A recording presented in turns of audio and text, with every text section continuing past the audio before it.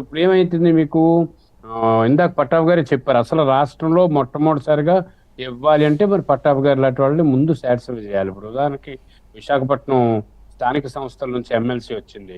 MLC వచ్చేటప్పటికి ఆశావాహులు చాలా మంది ఉన్నారు. ఎమ్మెల్యేలుగా కంటెస్ట్ చేద్దాం అనుకున్నారు, అవ్వలేదు. అక్కడ జనసేనకి ఇచ్చారు. ఉత్తరాంధ్రలో 6 జనసేన వచ్చాయంటే 6 చోట్ల తెలుగుదేశం పార్టీ నేతలు ఉండిపోయినట్టే కదండి. ఇప్పుడు వాళ్ళని ఎంత అకామిడేట్ చేయాలి వాళ్ళని? వెంటనే వాళ్ళకి ఎమ్మెల్సీలు ఇవ్వడం కోసం సరిపడగా ఖాళీలు కూడా లేవు. కాబట్టి ఇప్పుడు చంద్రబాబు నాయుడు గారికి 2-3 ప్లస్ ఉంది, 2 మైనస్ ఉంది. ఏంటి ప్లస్ ఉందంటే జాతీయ స్థాయిలో ఇప్పుడు కేంద్ర ప్రభుత్వంతో బాగా మంచి రిలేషన్ ఉంది కాబట్టి టెలికాం శాఖలో డైరెక్టర్లు ఇవ్వడానికి కానీ, ZRUCC, DRUCC, railway district railway zonal committee కానీ, జోనల్ రైల్వే యూజర్స్ కమిటీలో కానీ, అట్లాగే సివిల్ సప్లైస్ లో కానీ, లేకపోతే మనం ముందు అనుకున్నాం ఏవేవైతే కొన్ని కొన్ని పోర్ట్ఫోలియోస్ ఉన్నాయో అన్ని అనుకుంటున్నాం, వీటిల్లో పెట్టడానికి అవకాశం ఉంది. కానీ వీటికి సాటిస్ఫై అవుతారా లేదా, ఇంతకు మించి ఆలోచిస్తున్నారా అన్నది ఇక్కడ మనకు కావాలి. ఇప్పుడు అలా లేరు, అందరూ ఎమ్మెల్యే క్యాండిడేట్లే ఉన్నారు. అందరూ ప్రతి ఒక్కరు ఎమ్మెల్యే క్యాండిడేట్ అంటే వాడిని సాటిస్ఫై చేయాలంటే ఎవరి తరం కాదు. ఇక్కడ ఇంకొక అదృష్టం చంద్రబాబు నాయుడు గారికి ఏంటంటే పవన్ కళ్యాణ్ గారు చాలా నిబద్ధతగా కార్యకర్తలు ఎవరికి కూడా మిమ్మల్ని అడ్జస్ట్ చేస్తానని కానీ, మీరు సిద్ధమవ్వండి అని కానీ, మీకు పదవులు వస్తాయని కానీ ఇప్పటికొచ్చి ఎక్కడ చెప్పలా. అంటే ఎంత కోఆర్డినేట్ గా చంద్రబాబు నాయుడు గారితో ఉన్నారు. ఇప్పుడు పవన్ కళ్యాణ్ గాని ఒక్క మాటగా నోరు జారుంటే మిమ్మల్ని అందరినీ రాష్ట్రంలో నా కోసం పనిచేసిన వాళ్ళని అకామిడేట్ చేస్తానని అనుంటే పెద్ద గందరగోళం అయిపోద్ది. కానీ ఆయన ఎక్కడ మాట్లాడలే. మనం కలిసి పనిచేయాలి, కలిసి 10 సంవత్సరాలు కలిసి వెళ్తాము, మనం లక్ష్యం ఉంది, చంద్రబాబు నాయుడు గారు ఏం చెప్తే దానికి మనం సిద్ధంగా ఉన్నాం. ఈ రకమైనటువంటి మంచి భావజాలాన్ని, మంచి ఆలోచనని కార్యకర్తలకు ఇస్తున్నారు. అది శుభ పరిణామం. అలాగే చంద్రబాబు నాయుడు గారు, పట్టాభి గారు చెప్పినట్టే ఇప్పుడు కానీ కొద్దిగా ప్రారంభం చేయకపోతే మీరు అన్నట్టు రేపు భవిష్యత్ అవసరాల దృష్ట్యా వైసీపీ వాళ్ళు వచ్చేస్తారు. ఇప్పుడు స్థానిక సంస్థల ఎన్నికల్లో నోటిఫికేషన్ ఇచ్చారు ఈరోజు విశాఖపట్నంలో. ఇక్కడ ఓట్లు వేసేవాళ్ళు ఎవరు? స్థానిక సంస్థల్లో సర్పంచులు, ఎంపీటీసీలు, జెడ్పీటీసీలు అనుకోండి ఫర్ ఎగ్జాంపుల్. వాళ్ళందరూ అవసరం ఇప్పుడు మళ్ళీ తెలుగుదేశం ఉంది. వాళ్ళందరూ ఇప్పుడు వైఎస్ఆర్సీపీలో ఉన్నారు. వాళ్ళు ఏమనుకుంటారు, రేపు మీకు ఓటేస్తాము, మాకు మళ్ళీ సర్పంచ్ టికెట్ ఇవ్వండి అంటారు.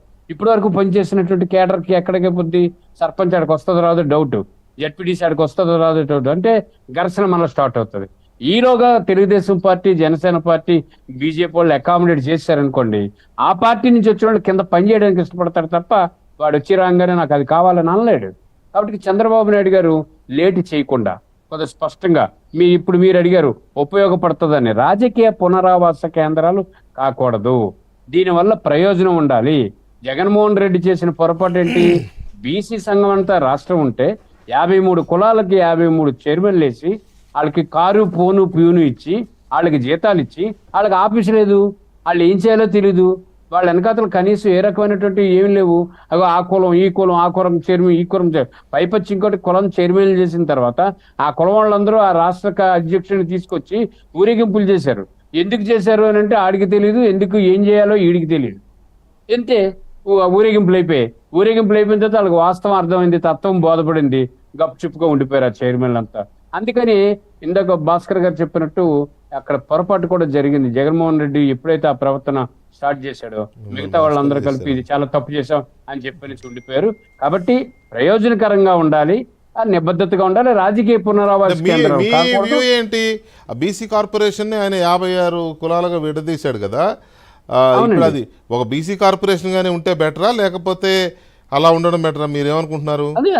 అదే బీసీ కార్పొరేషన్ గా ఉంటే అక్కడే అన్ని రకాల నిధులు, విధులు, బదలాయింపులు జరుగుతాయి. గతంలో అందరికి ఇవ్వడానికి అవకాశం ఉండింది, ఒక రాష్ట్ర స్థాయిలో నాయకత్వం ఉండింది. ఇప్పుడు కులాల పేరుని పంచాయతీ పెట్టి విడదీసి ఎవరికి పని లేకుండా, న్యాయం చేయకుండా, ఏ కులానికి డబ్బులు విదల్చకుండా, ఏ కులానికి శాఖకు సెక్రటరీ లేకుండా, ఏ కులానికి ఎక్కడ నుంచి నిధులు వస్తాయో చెప్పకుండా వాళ్ళకి ఏమని బొట్టు పెట్టి ఈడు మీ కులానికి ప్రెసిడెంట్ అని అంటే ఆ కులం ప్రెసిడెంట్ ఇప్పుడు ఎక్కడ తిరగలేకపోతున్నాడు కదా రాష్ట్రంలో.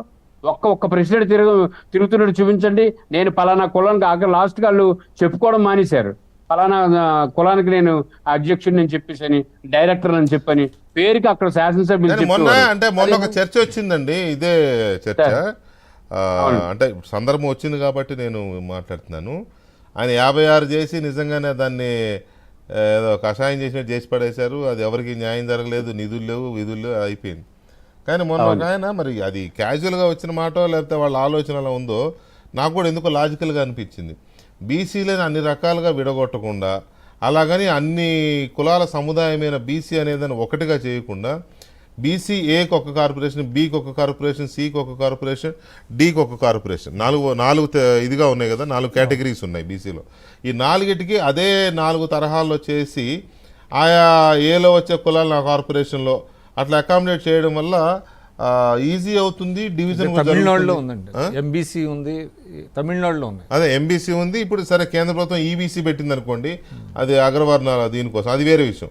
ఇప్పుడు మన దగ్గర బీసీ ఏబిసిడి ఉన్నాయి కదా, అలా చేయడం చేస్తే బాగుంటుందని ఒక సలహా ఎవరో మాట సందర్భంగా వచ్చింది. మీరేమంటారు దాని మీద బాబ్జీ గారు? బాగుంది, చాలా బాగుందండి. అప్పుడు ఏమవుతుంది, ఆ ఏబిసిడీలు 4 కులాల తాలూకా ఎలా అయితే ఉంటారో వాళ్ళకి కొన్ని నిధులు ఇవ్వడానికి అవకాశం ఉంటుంది. అంతేగాని మీరు 53 కులాలు 56 కులాలు డివైడ్ చేసి వాళ్ళకి ఫర్నిచర్ లేకుండా, ఆఫీస్ లేకుండా, బోర్డు లేకుండా, వాళ్ళ మేళలో ఒకటేమో దండేసి వాళ్ళు ఊరేగించి పంపించి వాడికి ఏమైనా కారు పోని ప్యూని ఇచ్చి ఓట్ల కోసం ఓట్ల కోసం చేసిన ఆ ఫీట్లు ఎక్కువైపోయి పోయాడండి.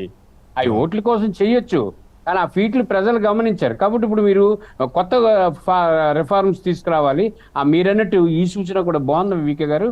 ఏబిసిడీలు కలిపి ఏదో ఎన్ని కమ్యూనిటీస్ ఉన్నాయో అన్ని కమ్యూనిటీస్కి ఒక డైరెక్టర్ని పెట్టి ఆ శాఖ ఒకటి సపరేట్ చేసి, అలాగే బికి, సికి, డికి చేయడం చాలా అవసరం. లేదు అనుకుంటే యథాస్థితిలో ఉంచి ముందు నిధులు ఇచ్చి ఆ శాఖలో అంటే ఆ కమ్యూనిటీలో ఉన్న వాళ్ళు బీపీఎల్ కింద ఉన్న వాళ్ళని ఆదుకునే ప్రయత్నం చేయాలి. నేను మరొకసారి రిక్వెస్ట్ చేస్తున్నట్టే, చంద్రబాబు నాయుడు గారు పొరపాట్లు చేస్తారని నేను అనుకోను. కానీ ఇప్పుడున్నటువంటి పరిస్థితిలో ఎప్పుడూ దేశ రాజకీయాల్లో అలసిపోలేనంత అలసిపోయారండి తెలుగుదేశం పార్టీ నాయకులు. గ్రామ స్థాయి నుంచి